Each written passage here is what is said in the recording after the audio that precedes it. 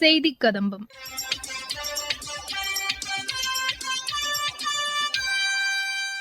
இன்றைய செய்திக் கதம்பத்தில் சென்னை அண்ணா பல்கலைக்கழக பட்டமளிப்பு விழாவில் சென்னை ஐஐடி இயக்குநர் திரு காமகோட்டி சிறப்பு விருந்தினராக பங்கேற்று பேசிய உரை மற்றும் மத்திய அரசின் சமூக வலைதள பதிவுகள் உள்ளிட்டவை இடம்பெறுகின்றன. சென்னை அண்ணா பல்கலைக்கழகத்தின் 20வது பட்டமளிப்பு விழா இன்று நடைபெற்றது.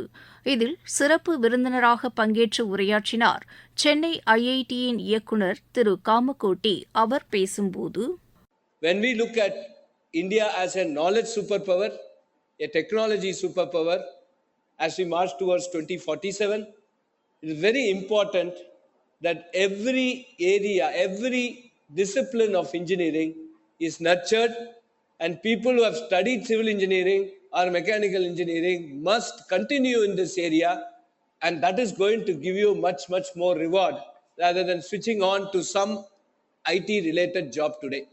It will be another 10 years by which you realize this advice is good, but then you can't reverse back, because the civil engineering you learned you will forget if you go into those fields. Friends, just look at simple statistics today. What are the infrastructure requirement for the country? How many roads have to come up? How many buildings have to come up? Take the other aspect of health technology today. Today, how much biomedical engineering is needed for that? How much of electrical engineering is needed for that? How much sensors are needed for that? Let us look at sustainable cities. How much of automation is needed for that? How much of robotics is needed for that? All this cannot be just IT jobs, but it involves core engineering discipline. So my request to all of you is that if you are a mechanical engineer and if you have got a mechanical engineering related job, please do continue.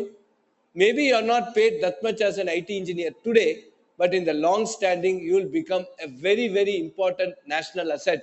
And I think that will be much more gratifying to you than some hike in salary that you get at this point of time.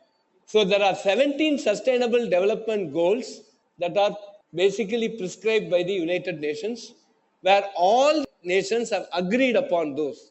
And every country has a commitment to meet those goals. Our country also has that commitment. And to meet those commitments, there is a lot of contribution that every engineering discipline has to give. Understand this sustainable development goal, and whichever job you are in, please align your thoughts, align your employment towards the sustainable development goal, because 10 years down the line, any project, any development, any progress that is not aligned to the sustainable development goal will see its imminent failure.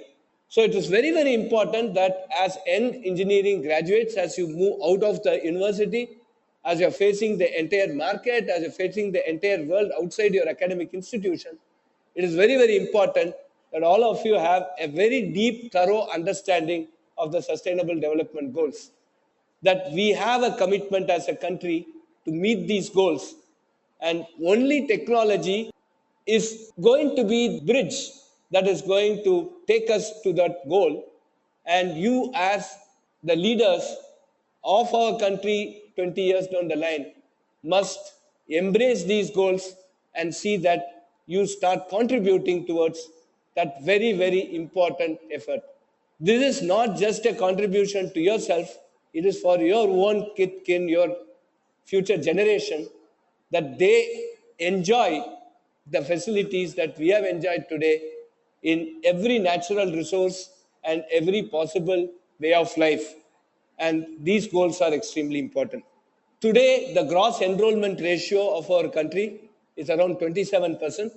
Tamil Nadu is at close to 50%. What does it mean? Out of 100 children who complete their plus 2, 50 of them come for higher education.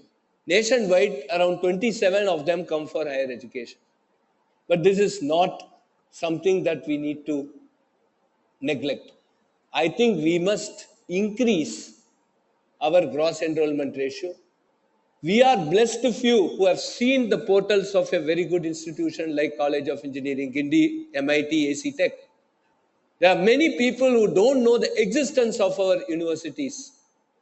We have to put a lot of efforts to democratize this opportunity, and that is extremely important. Cuddalore மாவட்டத்தில் தூய்மை India இயக்கம் செயல்படுத்தப்பட்டு வருவது குறித்து அம்மாவட்ட திட்ட அலுவலர் திரு வேலுமணி பேசுகையில், தூய்மை பாரத இயக்கம் இது இந்திய அளவில் நடைபெற்று வருகிற ஒரு மிகப்பெரிய மக்கள் இயக்கம். கடலூர் மாவட்டத்தில் தூய்மை பாரத இயக்கம் என்கிற இந்த திட்டம் மாவட்ட ஆட்சித்தலைவர் அவர்களின் சீரிய தலைமையிலும் கூடுதல் ஆட்சியர் அவர்கள் வழிகாட்டுதலிலும் 14 ஒன்றியங்களிலும் 683 ஊராட்சிகளிலும் இத்திட்டப்பணிகள் நடைபெற்று வருகிறது. திறந்த வெளியில் மலங்கழித்தலற்ற நிலையை ஏற்படுத்த வேண்டும் என்பதற்காக தனிநபர் இல்ல கழிப்பறைகள் அமைக்கப்பட்டு வருகிறது. 2023-24 ஆண்டுகளில் எடுக்கப்பட்ட 22,215 கழிப்பறைகளில் 8,284 கழிப்பறைகள் கட்டி முடிக்கப்பட்டிருக்கிறது. இதில் மினி சானிட்டரி காம்ப்ளெக்ஸ் என்று சொல்லப்படுகிற சிறிய அளவிலான சமுதாய சுகாதார வளாகங்கள் இவைகள் 2023-24 ஆண்டுகளில் 177 பணிகள் எடுக்கப்பட்டன. அதில் 123 பணிகள் முடிக்கப்பட்டுவிட்டன. மிச்சம் 48 பணிகள் இப்போது நடைபெற்று வருகின்றன. அதே போலவே 24-25 ஆண்டுகளில் 147 கழிப்பறைகள் சிறிய அளவிலான மினி சானிட்டரி காம்ப்ளெக்ஸ் 20 கட்டி முடிக்கப்பட்டு 127 பணிகள் நடைபெற்று வருகிறது.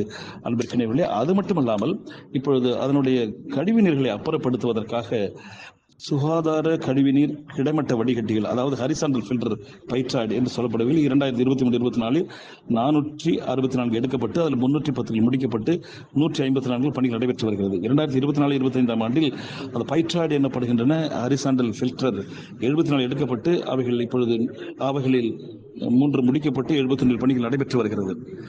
இப்படி தொடர்ந்து நெகிழிகளை சேகரிக்கும் கூடாரங்கள், அவைகளை பிளாஸ்டிக்கை அறவே ஒழிப்போம், மறுசுழற்சி செய்வோம், RRR ரெஃப்யூஸ் ரெடியூஸ் ரீயூஸ் இந்த பணிப்படி 330 சேகரிக்கும் கொட்டாய்களில் 137 புதிதாக அமைக்கப்பட்டிருக்கிறது. அவைகளில் இன்னும் 193 பணி நடைபெற்று வருகிறது. அனைத்து ஊராட்சிகளிலும் ஊராட்சிக்கு ஒரு பிளாஸ்டிக் சேகரிக்கும் கூடாரம் ஒன்று ஏற்பாடு செய்யப்பட்டிருக்கிறது. அவைகள் மூலமாக தூய்மை காவலர்கள் 2895 தூய்மை காவலர்கள் கடலூர் மாவட்டம் முழுவதும் 683 ஊராட்சிகளிலும் பணியாற்றி வருகிறார்கள். ஆகவே இப்பணியை தொடர்ந்து மேற்கொண்டு வருகிறோம். தூய்மை பாரத திட்டத்தின் மூலமாக ஒரு தூய்மை மாவட்டத்தை உருவாக்குவோம் என்கின்ற புனித பணியில் முழுமையாக ஈடுபட்டு உற்சாகமாக அனைத்து பணியாளர்களும் இதிலே மக்களை தன்னுடைய அன்போடு அரவணைத்து எங்கள் மாவட்டம் தூய்மை மாவட்டம் சிறந்த மாவட்டமாக தூய்மை மாவட்டத்தை உருவாக்குவோம் என்று சொல்லிப்போம்.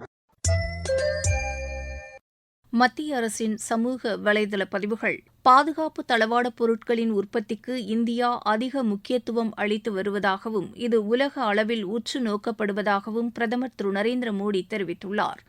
9வது ஆயுர்வேதா தினம் நாளை கொண்டாடப்படுவதையொட்டி புதுதில்லியில் நடைபெறும் நிகழ்ச்சியில் பிரதமர் திரு நரேந்திர மோடி 12,850 கோடி ரூபாய் மதிப்பிலான பல்வேறு சுகாதார திட்டங்களை தொடங்கி வைக்க உள்ளதாக மத்திய சுகாதார அமைச்சகம் தெரிவித்துள்ளது.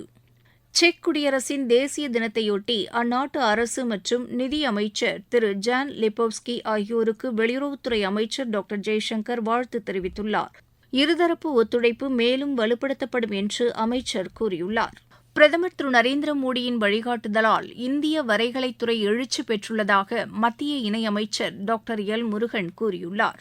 உள்நாட்டிலேயே தயாரிக்கப்படவுள்ள C-295 ரக விமான உற்பத்தியின் மூலம் 3000க்கும் மேற்பட்டோருக்கு நேரடியாகவும் 15,000க்கும் மேற்பட்டோருக்கு மறைமுகமாகவும் வேலைவாய்ப்பு கிடைக்கும் என்று மத்திய நிதி அமைச்சகம் தெரிவித்துள்ளது.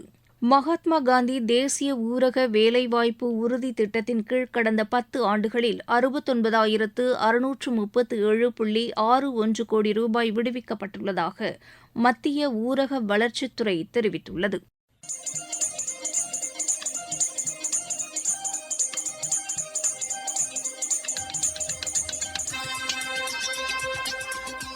இத்துடன் இன்றைய செய்திக் கதம்பம் நிறைவு பெறுகிறது.